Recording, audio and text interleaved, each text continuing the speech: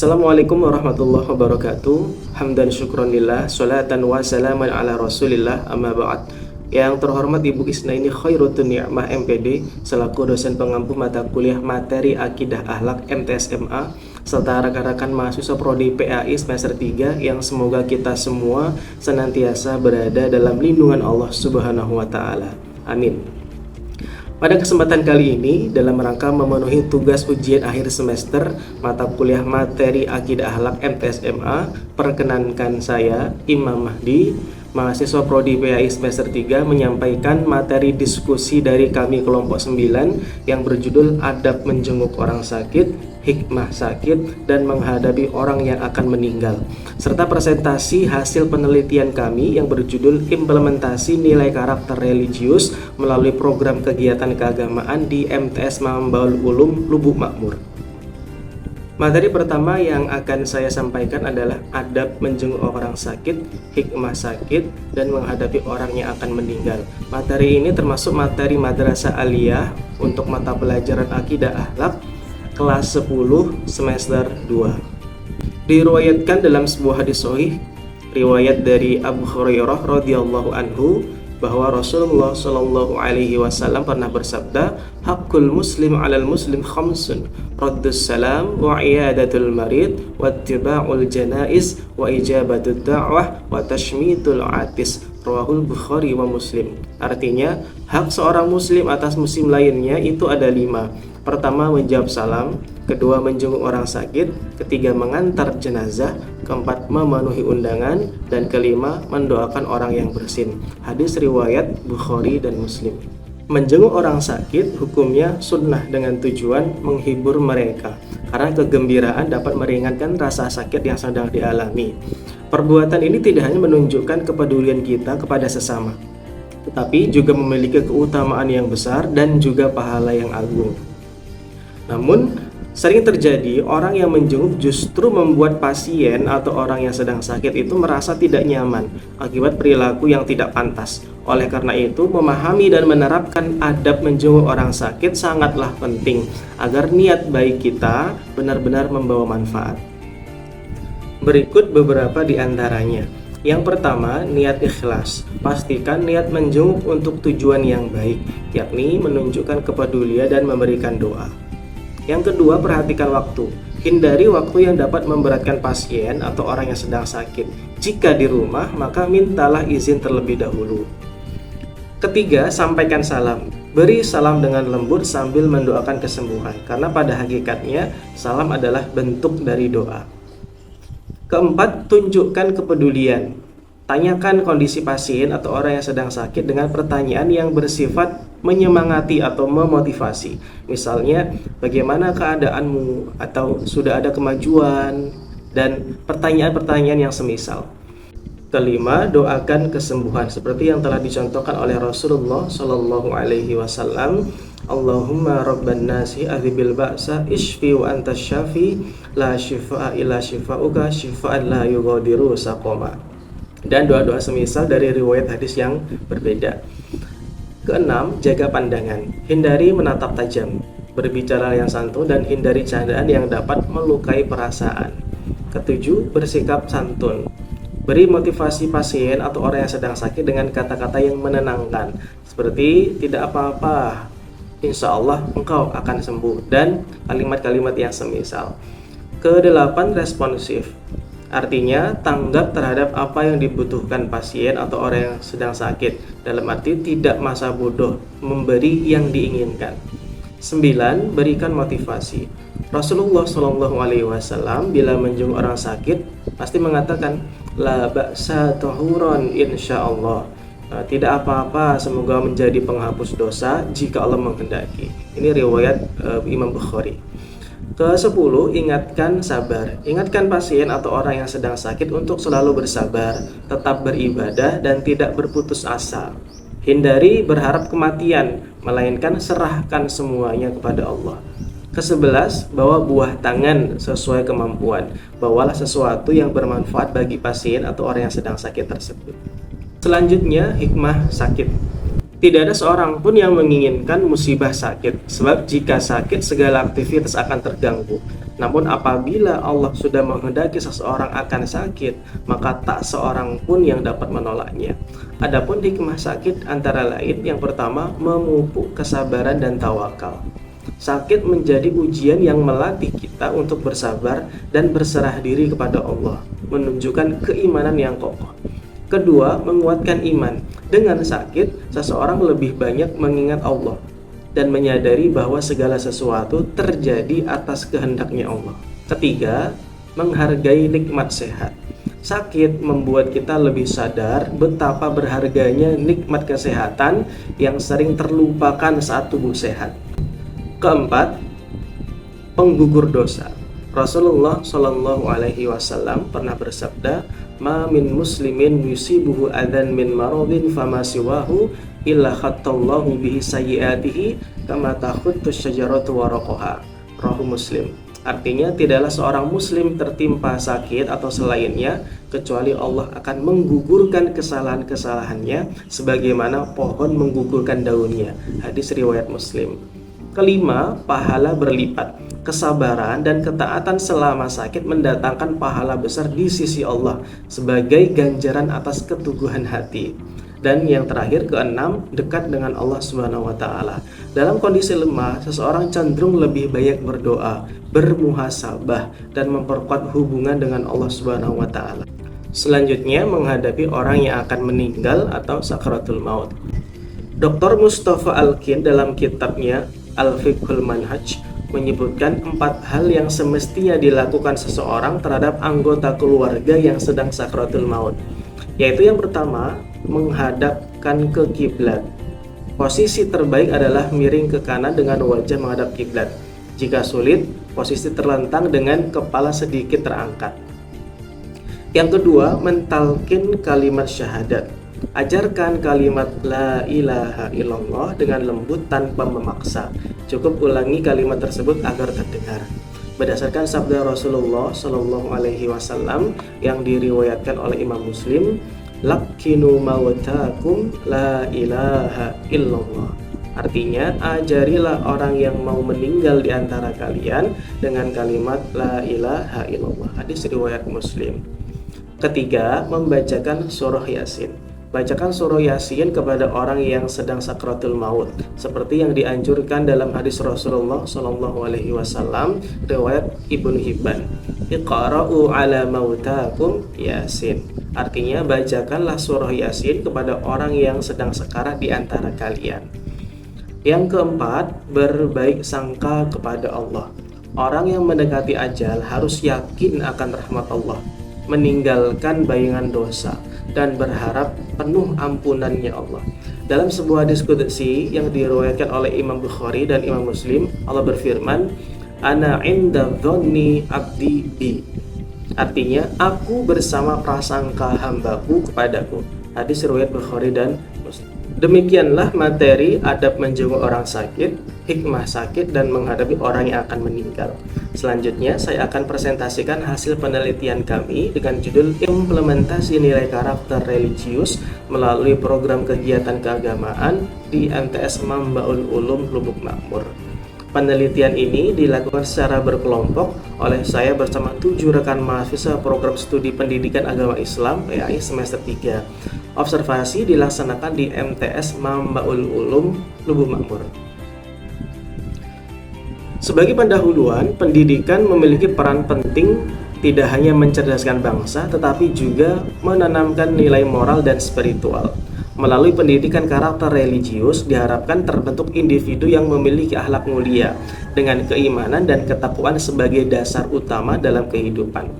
Selanjutnya, tantangan karakter generasi muda semakin kompleks dengan munculnya berbagai masalah seperti bullying, pornografi, dan perilaku negatif lainnya. Dalam menghadapi hal tersebut, pendidikan karakter religius menjadi solusi yang penting untuk membentuk generasi yang bermoral, berakhlak mulia, dan memiliki nilai-nilai spiritual yang kuat. Implementasi program kegiatan keagamaan di MTS Mambaul Ulum bertujuan untuk menanamkan nilai-nilai religius dan membentuk karakter siswa. Program ini difokuskan pada penerapan ajaran agama dalam kehidupan sehari-hari guna menciptakan lingkungan sekolah yang positif dan bebas dari perilaku negatif. Maka penelitian ini bertujuan untuk menganalisis implementasi nilai karakter religius melalui program kegiatan keagamaan di MTS Mambaul Ulum Lubuk Makmur, juga mengidentifikasi faktor pendukungnya, faktor penghambat, serta dampak program-program tersebut terhadap karakter siswa. Untuk memperoleh tujuan penelitian tersebut, kami membuat rumusan masalah dengan mengembangkan instrumen observasi berupa daftar pertanyaan yang mencakup 5 komponen utama berikut. Yang pertama, pertanyaan umum; kedua, implementasi program kegiatan keagamaan; ketiga, pengembangan nilai karakter religius; keempat, evaluasi dan kendala; dan kelima, dampak dan harapan. Yang pertama, pertanyaan umum. Fokus di sini adalah mengidentifikasi latar belakang, tujuan, dan sejarah program keagamaan di MTS Mambaul Ulum. Kemudian implementasi program kegiatan keagamaan fokusnya adalah untuk menggali proses pelaksanaan, keterlibatan pihak-pihak terkait, dan struktur program keagamaan di sekolah tersebut. Adapun pengembangan nilai karakter religius yang difokuskan adalah untuk menentukan nilai-nilai karakter religius apa saja yang akan dikembangkan, serta cara penyerapannya oleh peserta didik, juga indikator keberhasilannya. Kemudian untuk evaluasi dan kendala, fokus utama adalah untuk mencari atau menilai efektivitas program, mengidentifikasi tantangan dalam implementasi, dan juga solusi yang diterapkan oleh sekolah. Dan terakhir adalah dampak nyata dan harapan. Fokusnya adalah mengukur dampak kegiatan keagamaan terhadap siswa dan budaya sekolah, serta memahami harapan untuk pengembangan program di masa mendatang. Adapun metode penelitian yang digunakan adalah penelitian kualitatif. Fokus penelitian ini akan mendeskripsikan tentang implementasi nilai karakter religius melalui program kegiatan keagamaan di MTS Mambaul Ulum Lubuk Makmur. Sedangkan pengumpulan data dilakukan dengan cara observasi, wawancara, dan dokumentasi. Berdasarkan observasi dan wawancara dengan Bapak Musli SPD MPD selaku Kepala MTS Mambaul Ulum Lubuk Makmur, peneliti menemukan bahwa sekolah telah mengimplementasikan program kegiatan keagamaan sesuai dengan visi misi yang dirancang sejak pendirian sekolah. Adapun visi misi MTS Mambaul Ulum Lubuk Makmur adalah sebagai berikut. Visinya, terwujudnya peserta didik yang beriman, bertakwa, berakhlak mulia, serta terampil dan berwawasan global. Sedangkan misinya, 2 diantaranya yaitu menanamkan nilai keimanan dan ketakwaan serta berakhlak mulia melalui pengamalan ajaran Islam. Kedua, menumbuh kembangkan nilai-nilai akhlakul karimah di lingkungan madrasah. Visi dan misi sekolah ini secara jelas berfokus pada pengembangan karakter religius siswa. Nah, untuk mendukung pencapaian tersebut, MTS Mambaul Ulum Lubuk Makmur melaksanakan beberapa program kegiatan keagamaan yang menjadi prioritas utama, yaitu pertama, pendampingan baca dan gerakan sholat; kedua, sholat duha berjamaah; dan ketiga, sholat zuhur berjamaah. Pelaksanaan kegiatan keagamaan di MTS Mambaul Ulum Lubuk Makmur dilakukan secara terstruktur. Program pendampingan gerakan dan bacaan sholat berlangsung setiap Kamis pagi dimulai pukul 7.30 WIB. Setelah siswa tiba, guru piket menyambut mereka di pintu gerbang, memberikan arahan untuk segera berwudu, lalu mengarahkan siswa untuk berkumpul sesuai dengan tempat yang telah disediakan. Adapun program sholat duha berjamaah dilaksanakan setiap Jumat pagi dengan mekanisme yang sama. Sholat zuhur berjamaah dilakukan setiap hari sebelum pulang sekolah, dengan guru piket laki-laki sebagai imam sholat dan guru perempuan sebagai pendamping. Pelaksanaan program melibatkan guru sebagai pendamping dan pengarah, siswa sebagai penerima bimbingan, serta dukungan dari orang tua dan masyarakat. Guru bertugas membimbing siswa sesuai jadwal piket dan juga memberikan motivasi. Guru piket bertanggung jawab untuk menyambut siswa, mengarahkan persiapan sholat, serta memastikan kegiatan keagamaan ini berlangsung dengan tertib. Pengembangan nilai-nilai karakter religius di MTS Mambaul Ulum Lubuk Makmur bertujuan untuk membentuk akhlakul karimah, terutama kesopanan, kedisiplinan, tanggung jawab, kebersamaan, dan juga kekeluargaan. Kesopanan tercermin dari kebiasaan siswa mencium tangan guru di pintu gerbang, menciptakan rasa dihargai. Kedisiplinan dan tanggung jawab terlihat dalam hal ibadah, sementara kebersamaan dan kekeluargaan tercermin dalam proses belajar agama bersama. Sekolah memastikan nilai-nilai ini melalui pendampingan gerakan dan bacaan sholat, serta komunikasi yang diperkuat melalui grup WhatsApp orang tua. Pendampingan khusus diberikan kepada siswa yang kurang baik dalam sholat. Siswa diwajibkan untuk membawa buku panduan sholat untuk membantu dalam belajar. Adapun indikator keberhasilan ditentukan melalui pencapaian di kelas 9 sebagai salah satu syarat kelulusan. Sedangkan untuk kelas 7 dan 8 dievaluasi dengan intervensi kepada siswa yang kurang baik dalam praktik sholatnya. Sekolah menghadapi beberapa kendala dalam pelaksanaan kegiatan keagamaan seperti siswa yang bersembunyi atau jajan selama kegiatan, serta beberapa murid perempuan yang mengaku sedang haid meskipun padahal tidak membawa mukena.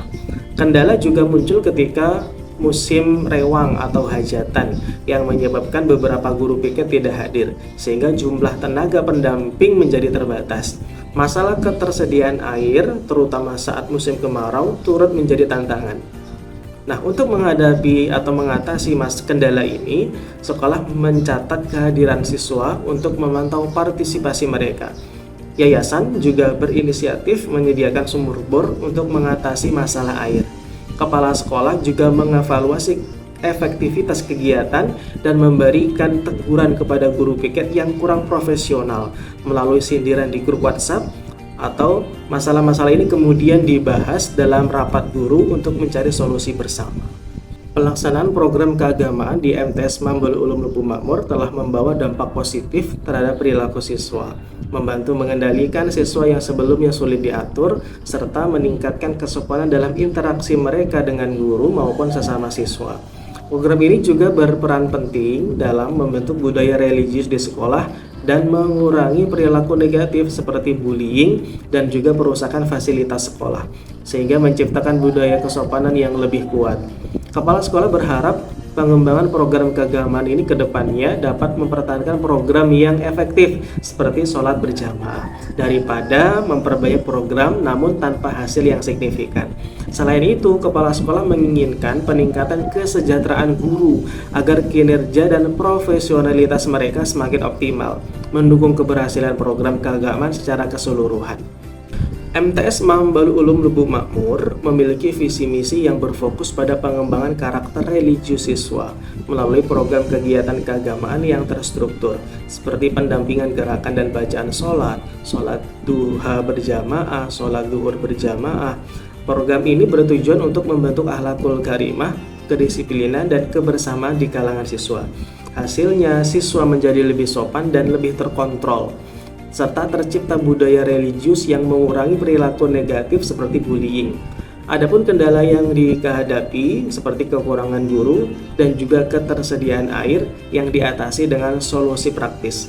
Kedepan, kepala sekolah berharap program ini tetap efektif dan diimbangi dengan peningkatan kesejahteraan guru untuk mendukung keberhasilan program.